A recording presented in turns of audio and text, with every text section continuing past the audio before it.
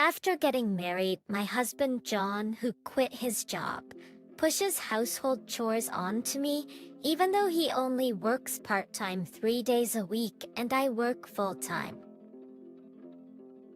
But to make matters worse, he's stingy with our living expenses. But when I confronted him about using my credit card without permission, he began to ignore me. Hey, I've had enough. One evening after dinner, I tried to talk to him. However, John didn't even look at me and just went upstairs to his office. Determined to have a discussion, I started going up the stairs when I overheard John on the phone. It seemed he was talking to my mother-in-law, Susan. Yeah, Mom? Sarah's acting all high and mighty as usual. I'm sick of it. Why don't you introduce me to someone else? It's fine. She's head over heels for me, so even if she finds out, she won't complain. I felt like I couldn't breathe. How much does he look down on me? Asking my mother-in-law to introduce him to someone else. Unforgivable. Biting my lip, I whispered to myself, just you wait and see. I'll make you regret ever taking me for granted. My name is Sarah, a 34-year-old housewife. I work for a major company as a full-time employee. 7 years ago, I met my husband John when he joined the company after college graduation. We became close while working on the same team. But despite his somewhat clingy nature, I found it cute and was glad that he seemed to rely on me as I'm older.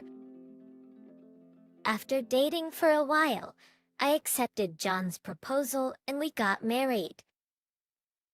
John had lost his father as a teenager, but he didn't seem particularly tied to his mother, and we'd only see Susan during holidays like Christmas and Thanksgiving.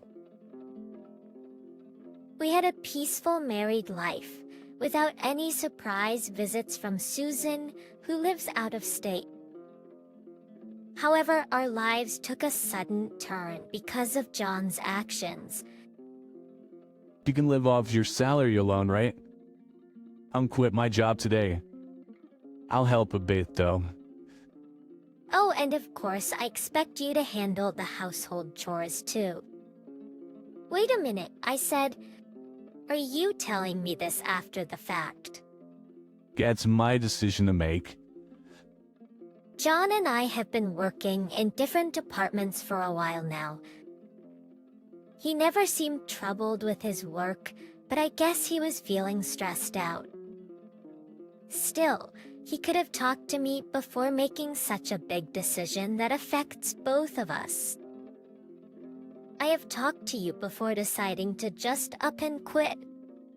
I tried not to show my disappointment and asked, John, are you planning on becoming a stay-at-home dad? Well, I don't really want to do housework all day.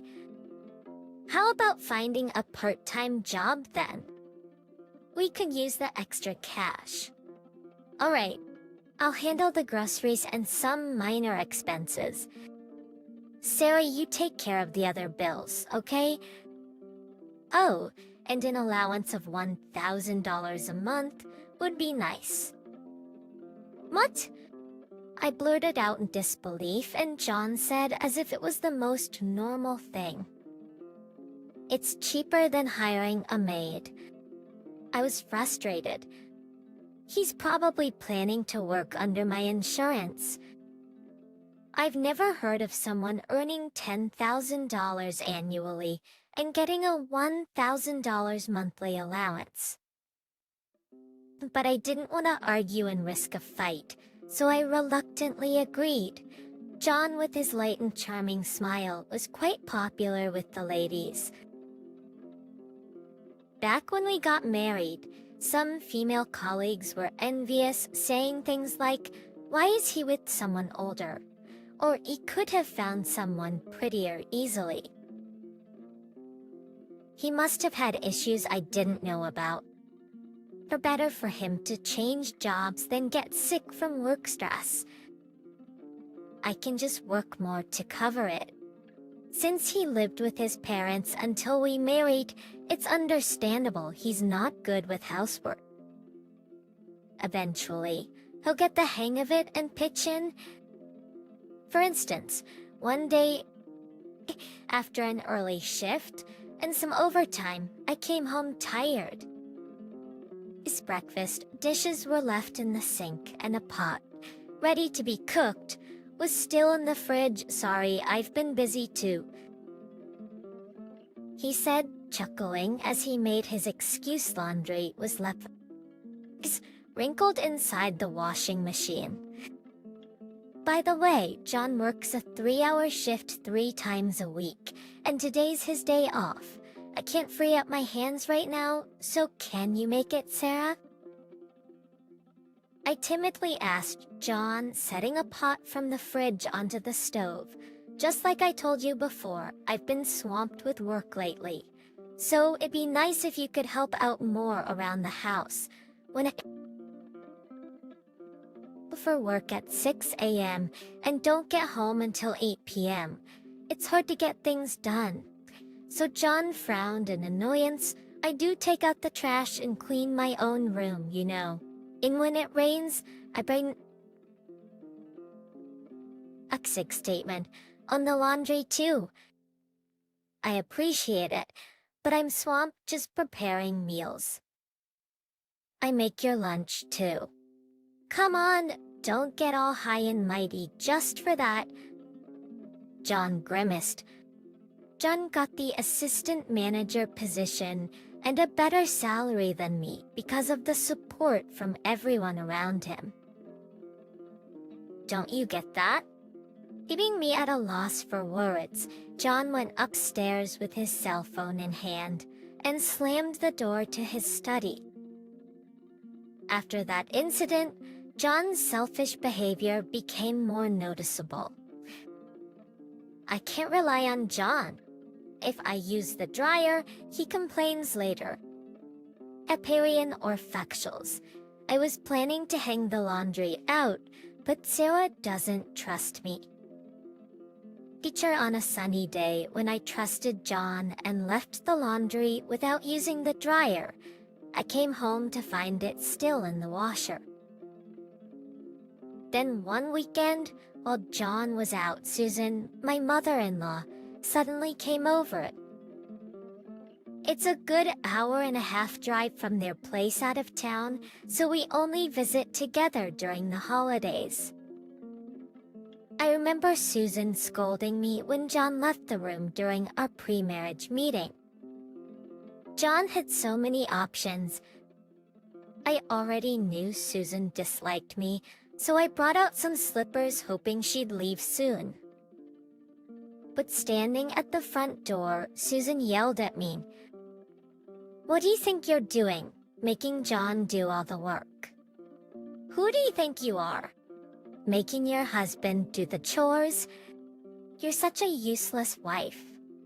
I knew we shouldn't have let him marry you. Flustered, I replied, with all due respect, I also work full-time, so we're sharing the household chores.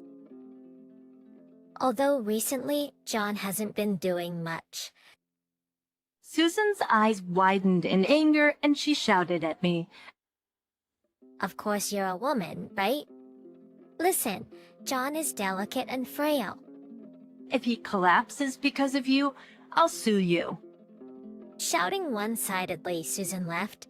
It was when John returned from shopping and I told him about Susan's visit. He replied with an uninterested HEM. I wanted to tell him, I wish your mom wouldn't pry into our personal matters, but I felt as if I was being selfish, so I never ended up telling John. I'm tired today. I'm busy too. Han began using these reasons to dump all the housework on me and then caused an even bigger issue. When I tried using the card at a local store after work. For some reason, the payment was declined. Checking the statement on the app, I was in shock.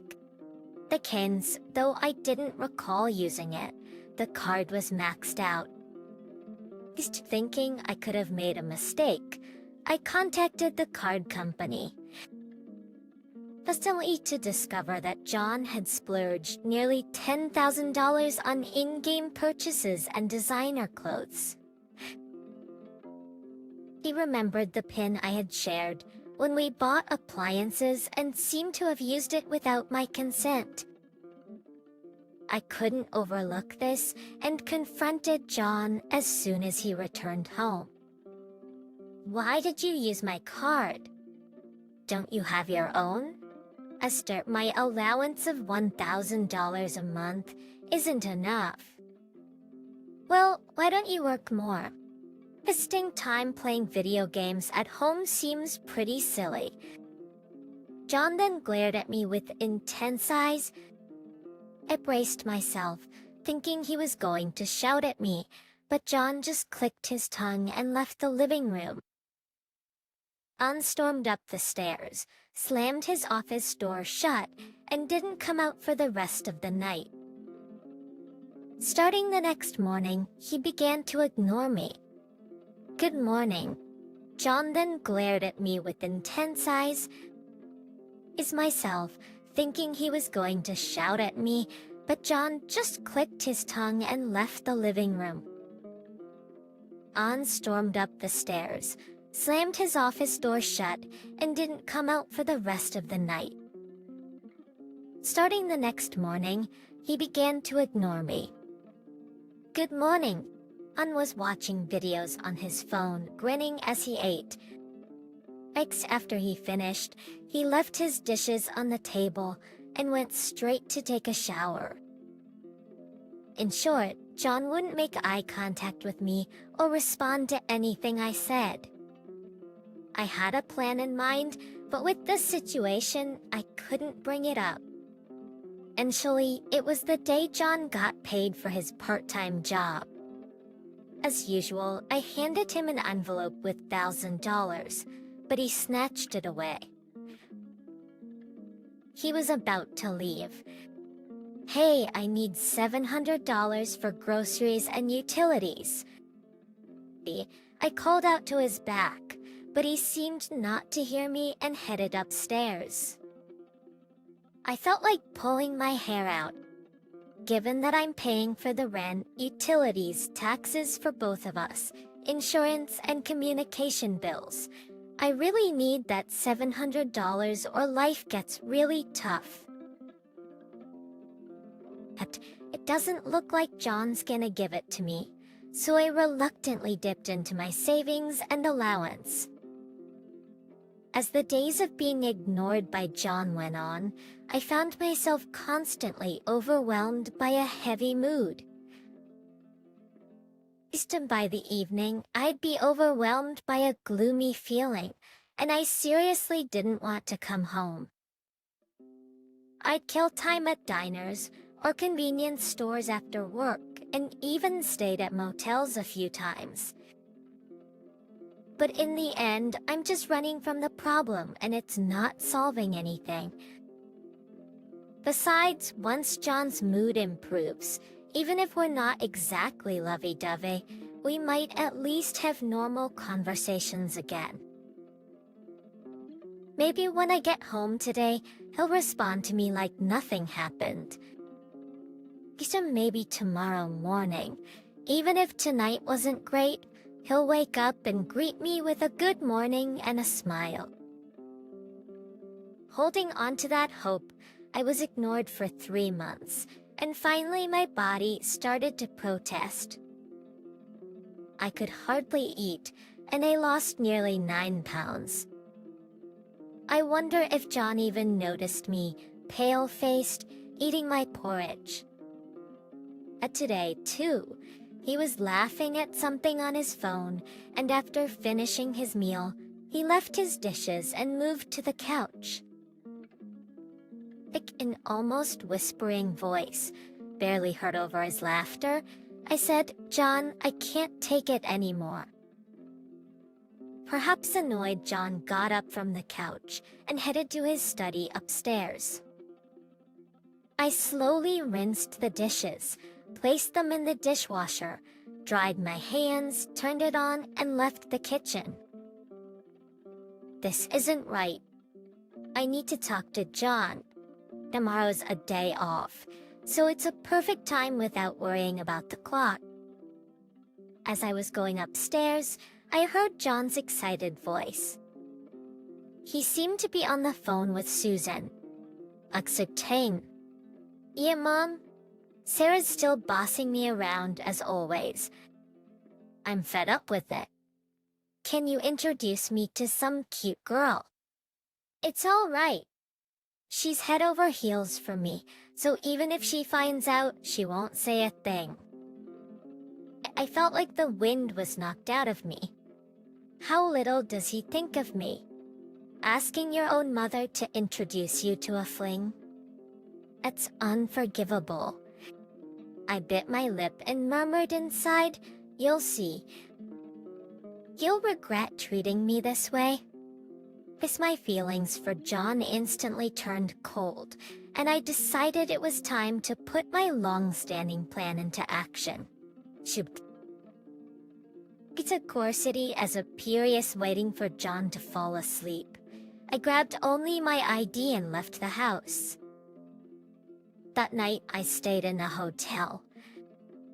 The next morning, I called the realtor saying I'd like to move in sooner. They readily agreed. I got the gas, electricity, and water set up, and when John was out at his part-time job, I returned home and had the movers transfer my belongings to my new place. The apartment we had been living in was a newly built designer's apartment, and just the rent was a hefty $1,500. I would have been content with something cheaper, but John had insisted on it. So when John quit his full-time job, I started looking for a more affordable apartment. I had planned to discuss it with John, but since he started ignoring me, I went to view places alone and made preparations to move as soon as John cooled down. But after hearing our conversation yesterday, I have no intention of telling John or Susan about my new place. At this rate, I'm going to get a divorce and live on my own. At first, John seemed like he was going to just ignore the fact that I had left, and he didn't contact me at all. But after a month, he started calling me day and night. My voicemail was flooded with desperate messages from John. "Sarah, where are you? How could you just leave like that? I got a notice that the rent wasn't withdrawn. It's auto-pay, right? Did you forget to deposit? Isn't transfer the money now. Utilities, phone bill, car insurance, and other payments are all past due. Please take care of it." I didn't respond to any of his messages, just allowing him to leave if he wants, but insisting he pays the bills. She wonders aloud how she's supposed to manage on her $800 monthly income. Ignored by him initially, she returned the behavior, unable to comprehend his anger. His messages contained no apology, only selfish demands. As she went through them, a call from Susan interrupted. Initially reluctant to answer, she did so to avoid further complications. After a tense exchange, Sarah declared she wasn't returning. Her mother-in-law questioned her commitment to marital duties and taking care of John. Calmly, Sarah explained John's actions, including his unexpected job quit, which she attributed to him acting on his own. Since then, he's been working part-time, contributing little to their living expenses. This, coupled with his unauthorized use of her credit card, led to her departure. Sarah's mother-in-law, initially silent, later questioned John's decision to leave his job. Susan, unaware of the situation, was shocked to learn John had been relying on Sarah's income for the past year and not contributing to household chores. After forwarding recent messages from John, Sarah revealed his claims that she was slacking off and neglecting housework. No, girl, that's the complete opposite of what's happening. I was utterly dumbfounded by John's lies, even to my mother-in-law. How much does he take life for granted?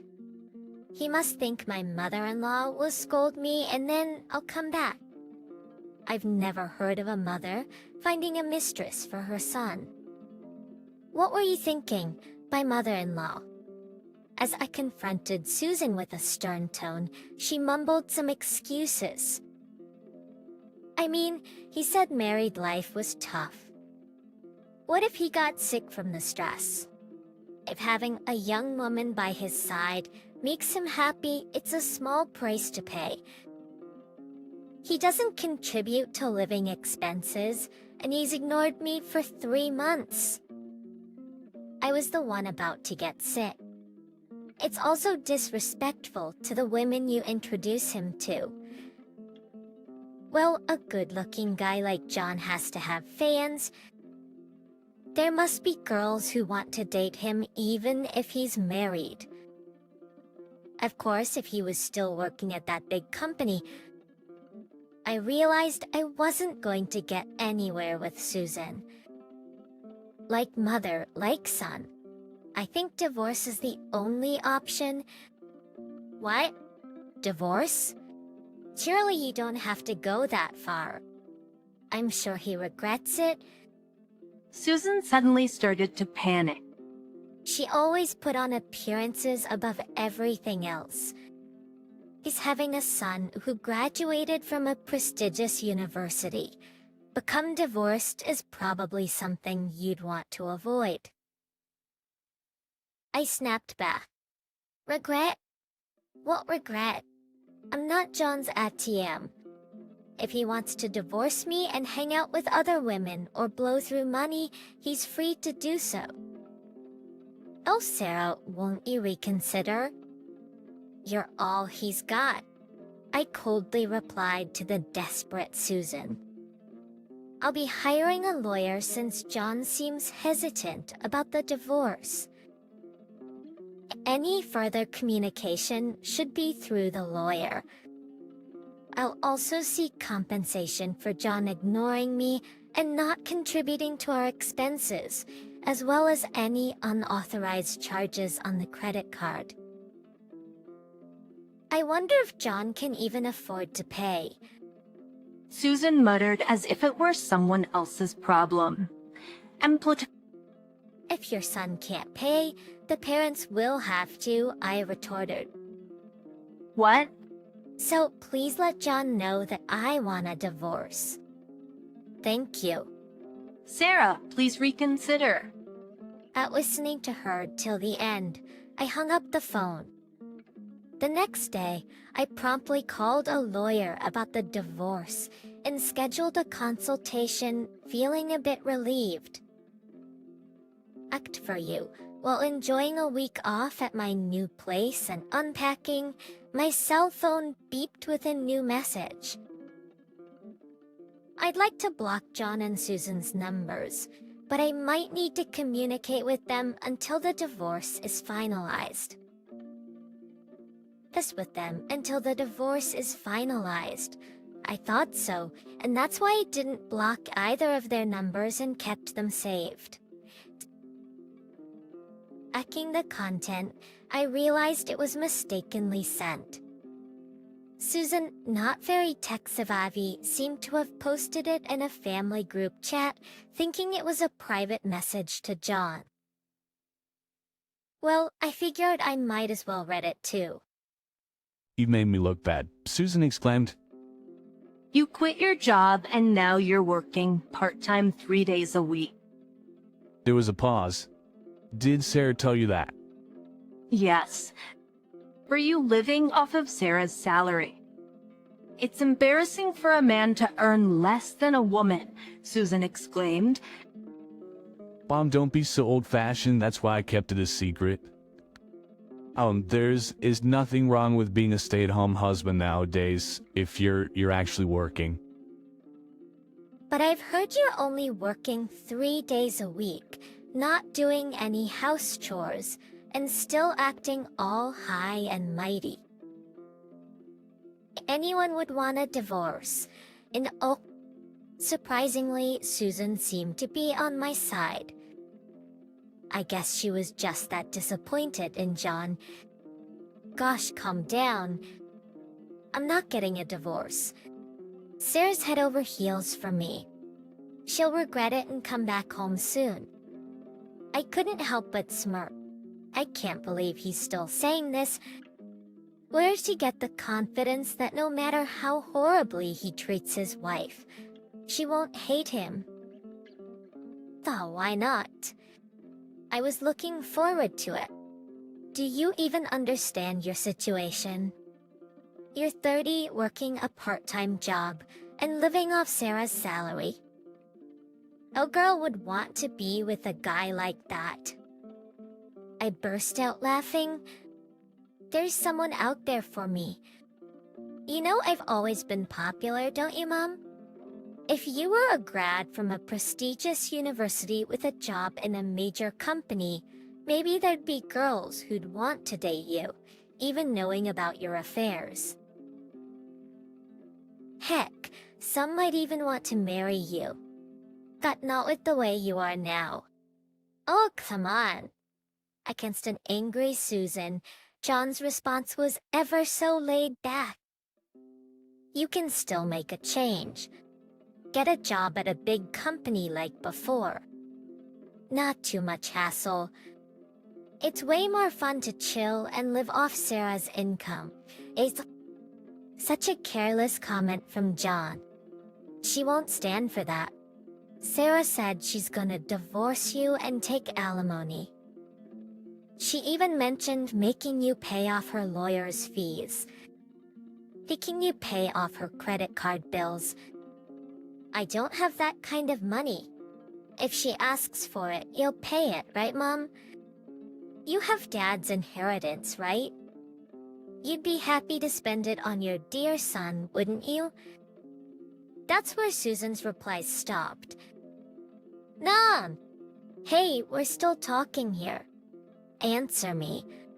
There was a pause, and then another message appeared. Why aren't you picking up the phone? Don't ignore me. Looks like Susan blocked John. At that thought, I noticed a call coming in from John. Ignoring it, he left a voicemail.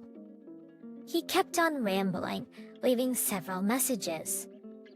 Options. My mom's cut me off. You won't abandon me, will you, Sarah? I forgive you for running away, so just come back. You're not serious about the divorce, are you? You're just pouting, right? I get it. Maybe we should just get a divorce. I admit I've done some things wrong. But I can't afford the alimony and the credit card debt. I just can't. And by the way, keep paying the rent and taxes as you've always done. I'm struggling here, so help me out a bit. You're earning so you can do that for me, right? And some pocket money too. I was past anger and found myself in disbelief. He probably doesn't feel an ounce of remorse. A few days later, John received a certified letter concerning the alimony and credit card compensation. It seems he finally grasped the gravity of the situation and rushed to a lawyer's office in panic. I love Sarah. She's just feeling down because she thinks I'm mad at her. If she comes back now, I'll forgive her.